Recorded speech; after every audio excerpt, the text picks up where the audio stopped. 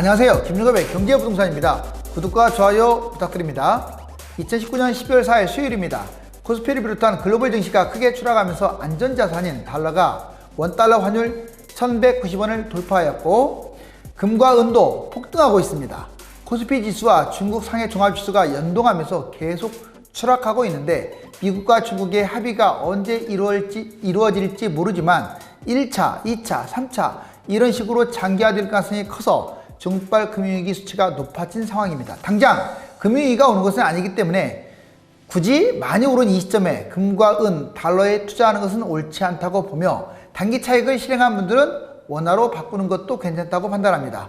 부동산만 나홀로 거래 없이 상승하고 있어서 거품이 점점 커지고 있기 때문에 언제 폭발할지 두려운 형국입니다. 5억 집값이 1억으로 대추락, 한국 부동산 거품 일본처럼 붕괴된다. 지금 말뿐만이 아닙니다. 예전에 일본 거품 아주 심했을 때랑 거의 지금 닮아가고 있어요.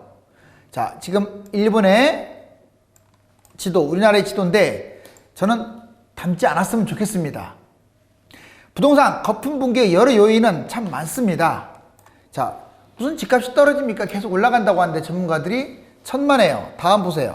자, 일본 부동산하고 동조할 가능성이 지금 점점 높아지고 있어요.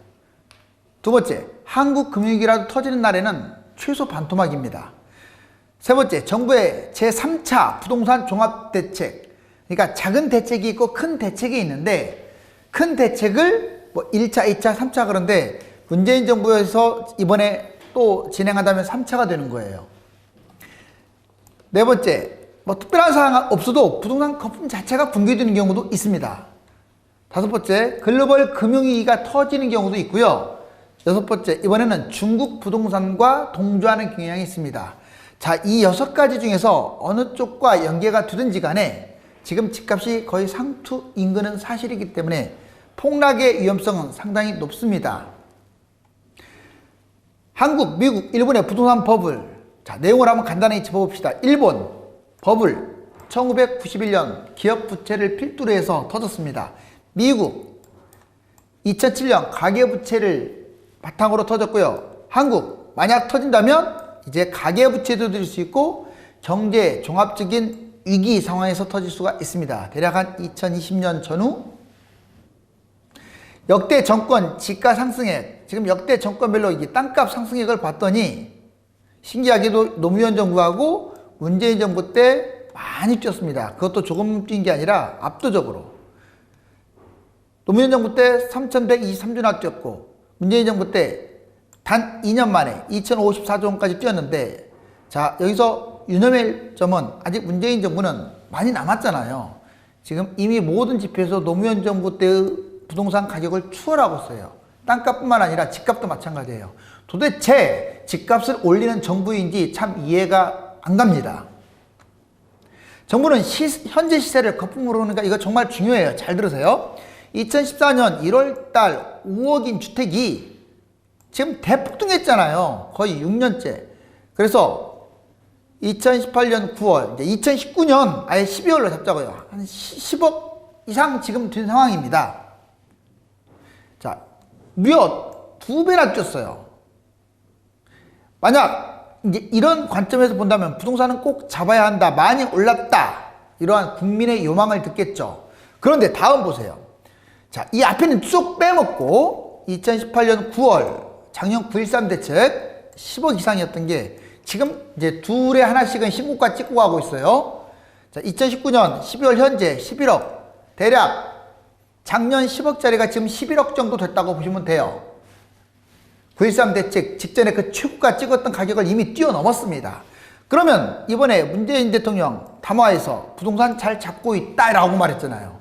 지금 이 시각이 바로 이걸 보고 하는 말 같아요. 여기 이렇게 뛴 것은 다 까먹고 참모들도 지금 이렇게 말하고 있는 것으로 지금 알고 있습니다. 이게 지금 뭡니까? 이게 지금 잘 잡았다고 이 앞에서 이렇게 엄청나게 뛴 건 생각 안 하고요.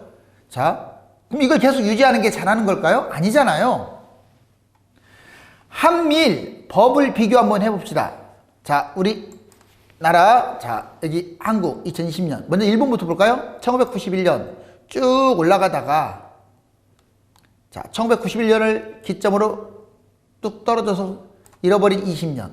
미국 2007년 미국발 금융위기 때 자, 가계대출 때문에 부실이 생기는데 이렇게 쭉 떨어지다가 회복.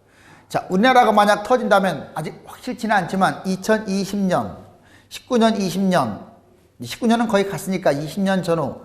지금 여기 보면 상투 시세가 비슷해요. 거품값도 비슷하고요. 결코 낮은 상황이 아닙니다. 자, 지금 떨어졌다가 다시 또 올라가고 있잖아요. 시구가 찍고 우리나라 결국은 또 추락할 것이다.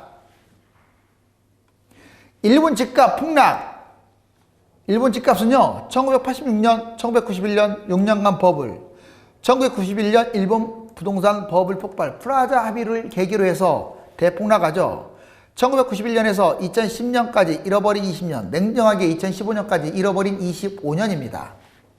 폭락의 이유는 지나치게 폭등한 것도 있고 대출 규제, 각종 세금, 이 프라자 합의, 결과 이런 것들로 인한 겁니다. 보시면 상업지와 주택지를 나는데 특히 상업지가 많이 뛰었죠. 그러다가 대폭락했고요. 그 다음에 주택지도 만만치 않게 폭등했는데 대폭락했습니다. 우리나라 현재 부동산 가격이 이 주택지하고 비슷하다는 거예요. 한일 땅값을 한번 비교해 봅시다. 자, 일본 보시면 40년간 52배 올랐어요.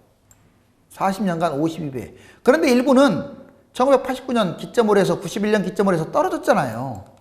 추락했다가 이제 2015년부터 이렇게 올라가기 시작했습니다. 반등한 지 얼마 안 돼요. 근데 거품 우리나라도 비슷해요. 여기는 52배고 우리나라는 49년에 83배니까 우리나라가 오히려 더 기간만 따지면 훨씬 더 많이 뛰었네요. 그런데 우리나라는 떨어지질 않았어요. 계속 뛰었습니다. 계속. 지금도 뛰고 있습니다. 계속 오르기만 했어요. 뭐 땅값뿐만 아니라 집값도 그래요. 그 떨어진 폭이 그렇게 크지가 않아요. 자, 그렇기 때문에 꺼진다면 정말 무섭게 꺼지게 돼요. 이제는 이거 가볍게 보시면 안 됩니다. 특히 땅 많이 가지고 계신 분들 땅값 거품이 아주 심하다. 서울 집값 어디까지 폭락할까? 이것도 좀 중요한 사항이죠. 이 그래프는 많이 보셨겠지만 과연 어디까지 떨어질까? 폭락을 바라지 않는다. 그냥 조금 안정화되기를 바란다. 지금은 안정화라는 말이 소용없습니다. 너무 많이 뛰었는데 무슨 안정화예요? 여기서 안정화? 자, 그러면 무주택자들은 병신들하고요? 그거 아니잖아요. 자, 여기 보세요. 얼마나 뛰었는지를 한번 보고. 자, 이렇게 여기 노무현 대통령 때 2006, 9년 4년간 폭등, 2010에서 2013년 4년간 폭락, 2014년, 2019년 자, 무려 6년간 폭등했어요. 부동산은 상승 하락이 없다고 했어요. 적어도 30-40% 이상이 넘나들기 때문에 또는 100% 이상 넘나들기 때문에 폭등 아니면 폭락이었습니다. 자, 여기 보세요. 2014년 이게 빨간색이 지금 서울이에요. 빨간색이. 서울은 그나마 신고가를 찍고 많이 갔네요. 뭐 까만 것은 지금 경기도인데 경기도는 전고점에 비해서도 조금밖에 안 올랐어요. 그래서 서울을 잡으라고 하는 거예요. 폭락을 해도 또 올라가니까. 자, 여기 보시면 그럼 얼마까지 빠지느냐. 예전에 봤더니 이 전고점 2006, 7년에 꼭지 찍었던 이 시점 빨간 줄이 쭉 쳐있죠. 바로 여기까지 떨어질 겁니다. 약 3, 4년 하락 예상하고요. 즉 2007년 시세와 2007과 2013년 중간 시세, 즉 여기 바닥이고 여기가 전에 고점인데, 자, 그리고 또 여기가 이제 고점이고 여기가 또 고점이죠. 그럼 이 고점과 이 고점의 중간이 하나 어느 정도 되겠어요? 한 이 정도 되겠네요. 그죠? 즉 여기 최고가와 여기 최저가의 중간 정도까지는 폭락할 것이다. 즉, 자, 지금 현재 시세와 2013년 바닥 시세의 중간 시세 대략 한 30-40%는 폭락을 해야 중간 시세가 돼요. 이 현재 시세가 2006, 7, 8년의 최고가 시세와 맞닿습니다. 실제로 그럴 가능성이 상당히 높아요. 그래서 여러분들은 이 전의 시세를 염두하시면서 판단하면 좋겠습니다. 자, 역시 집값도 그런 식으로 생각을 해보니까, 자, 송파구 잠실동 아시아 선수촌 46평 2007년 19억이 2014년 12억, 그러다가 2019년 현재 25억까지 찍었고요. 아마 23년에 추락하면 19억으로 갈 건데, 이게 바로 그러면 나중에 어느 정도 시세냐? 이 바로 전고점 시세, 여기하고 비슷하다는 이거예요. 자, 강남구 개포동 개포주공 7단지 34평 2007년 15억짜리가 7억까지 빠졌다가 반토막 났다가 자, 다시 20억, 거의 3배 뛰었습니다. 그럼 얘가 폭락을 한다면 14억까지 가는데 역시 전고점 시세 비슷하죠? 실질적으로 그렇게 돼요. 자, 시뮬레이션에 그렇게 나옵니다. 그런데 이제 여기는 경기도는 좀 달라져요. 분당 대단한 곳이긴 하지만 14억짜리가 6억까지 추락했다가 지금 전고점도 회복을 못했어요. 분당이 세상에 전고점 회복 못했다. 자, 40평대 이상 경기도 전고점 회복한 거, 10년 전 시세 회복한 거 한 군데도 없다고 제가 여러 차례 얘기했잖아요. 판교 빼고는. 자, 여기 보시면 2013년에 그러면 14억이 돼야 하는데 지금 회복을 못했기 때문에 그냥 8억 정도로 예상을 합니다. 그래서 이 전고점까지 예상하는 건 서울의 얘기고요. 기타 지역은 또는 뭐 지방 이런 데는 그게 해당되지 않습니다. 오히려 회복도 못하고 거기서 끝날 수가 있어요. 그러니까 제목 5억 집값이 1억으로 대추락한다. 한국부동산 거품 일본처럼 붕괴된다. 이게 꼭 과장된 것만은 아닙니다. 일본에 보면 이 주택지와 상업지가 있는데 한번 여기서 91년에 추락한 이후로 이게 0이거든요. 추락한 이후로 정말 잃어버린 20년 잠깐 뛰기도 했지만 거의 회복 못하다가 13년 돼서야 회복해가지고 지금 이제 이렇게 올라가고 있어요. 주택지든 상업지든. 밑에서 정말 많이 놀았죠. 우리에게 최악의 조건은 이거예요. 일본장 나면 안 됩니다. 차라리 시원스럽게 떨어졌다가 바로 회복하는 게 좋은데 이거 계속 지금 버블을 키우면 이런 장 날 가능성이 커요. 일본 니케이 주가와 부동산 가격 추이도 비례합니다. 참 재밌는 게 여기 보세요. 지가하고 지금 니케이 주가하고 비례하고 있어요. 근데 우리나라는 비례하지를 지금 않고 있잖아요. 생산활동 인구 변화와 실질 지가 추이. 일본 실질적으로 보면 이 생산활동 인구, 자, 생산활동 인구 이 파란색이에요. 실질 지가, 땅값 거의 비례합니다. 이렇게. 근데 우리나라는 지금 생산활동 인구는 이렇게 가고 있는데 지가는 이렇게 반대로 가고 있어요. 결국은 이렇게 또 좁혀지겠죠. 실질적으로 이런 모든 자료는요, 세계 주요 도시 소득 대비 주택가격 비율 PIR 규모에 나와 있습니다. 서울 11.2인데 올해 기준으로 14.8이에요. 밴쿠버, 시드니를 제꼈습니다. 지금 상하이, 베이징, 홍콩이 지금 빠르게 집값이 추락 중이라 아마 지금은 거품지수가 비슷할 거로 보여져요. 즉 중국 다음으로 세계에서 가장 거품이 심한 도시들이 어디다? 우리나라입니다. 특히 서울입니다. 잊지 마세요. 이거 보시면 정말 통탄할 노릇이에요. 원래 국가가 발전하려면 주가는 뛰어야 돼요. 왜? 회사를 대변하는 거니까. 그런데 부동산은 그렇게 뛰지 않을수록 좋아요. 안전할수록. 여기 보세요. 자, 지금 거의 2010년부터 제자리 걸음하다가 잠깐 오르는 데다가 또 제자리. 10년 동안 제자리예요. 오히려 삼성전자라든가 대기업들이 얼마나 커졌습니까? 그렇다면 현재 2천은요. 대략 3천 한 2, 300이 넘어야 PER 규모가 똑같은 거예요. 그럼에도 불구하고 지금 제자리. 근데 부동산 보세요. 뭐 떨어진 듯 하다가 지금 이렇게 되고 있어요. 이거 얘하고 완전 비교되죠. 이렇기 때문에 아주 안 좋다는 거예요. 지금 코스피 지수는 오히려 더 뛰어야 할 게 제자리인데 부동산은 아무리 물가가 뛰었다고 하더라도 지나치게 폭등했습니다. 이거를 계속 여러분들 귓등으로 듣다가는 나중에 문제가 생깁니다. 지금 여기 보시면 외국인 코스피 21연속 순매도, 제가 일주일 전부터 계속 경고했잖아요. 자, 1개월 매도 금액이 무려 4조 2,878억 원입니다. 이거는 최근 3년간 최대 규모예요. 2019년 12월 현재 부동산은 6년 연속 잠깐 빠진 듯 하다가 대폭등. 서로 너무나 대조를 이루고 있습니다.